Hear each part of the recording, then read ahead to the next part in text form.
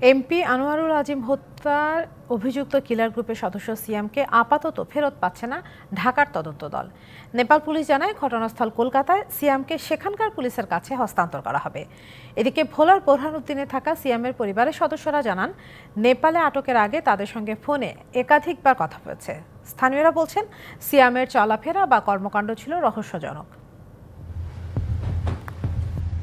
গ্রেপ্তার জিহাদ হাওলাদারকে জিজ্ঞাসাবাদের জন্য কলকাতার পর ঢাকার তদন্ত দল কাঠমান্ডুতে যায় সিয়ামকে ফেরাতে। তদন্ত দলের সদস্যরা জানান, সিয়ামকে জিজ্ঞাসাবাদ করা হয়েছে, তবে ঘটনাস্থল কলকাতায় হয় নেপাল পুলিশ সিয়ামকে যেখানে ঘটনা সেখানকার পুলিশের কাছে হস্তান্তরের কথা জানিয়েছে। সিয়ামকে ছাড়াই মঙ্গলবার দেশে ফিরবে তদন্ত দল।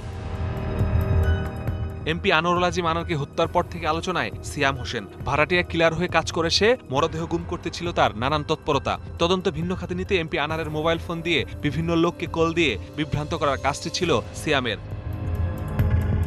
সিয়ামের বাড়ি ভোলার বোরহানউদ্দিনে। স্থানীয়রা জানান, স্কুল শিক্ষক বাবা চাকরির সুবাদে ৩৫ বছর ধরে বরিশাল থেকে ভোলায় এসে থাকছেন।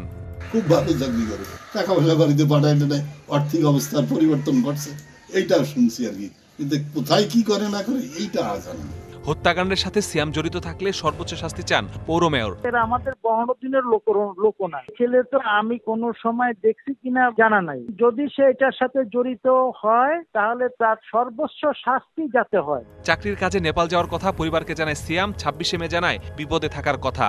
ছেলের সম্পর্কে যা শুনি নিউজে, শোনার পরে তো নেই, মনটন একেবারে খারাপ হয়ে গেছে। কিন্তু আমার ছেলে এই ধরনের না। 18 তারিখ সে নেপাল গেছে এবং 26 তারিখ সে অনেক কান্না করতে জনিতভাবে ওর মাকে বলছে যে, মা তোমরা আল্লাহর কাছে দোয়া করিও, আমার মনে হয় কেউ ফাঁসাইছে, আমি কষ্টে আছি।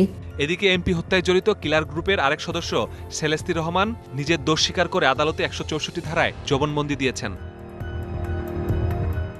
এছাড়াও আনার হত্যা মামলার প্রধান আসামি আখতারুজ্জামান শাহিন সহ ১০ জনের ব্যাংক হিসাবের লেনদেনের তথ্য গোয়েন্দা পুলিশকে সরবরাহ করার জন্য বিএফআইইউকে নির্দেশ দিয়েছে আদালত।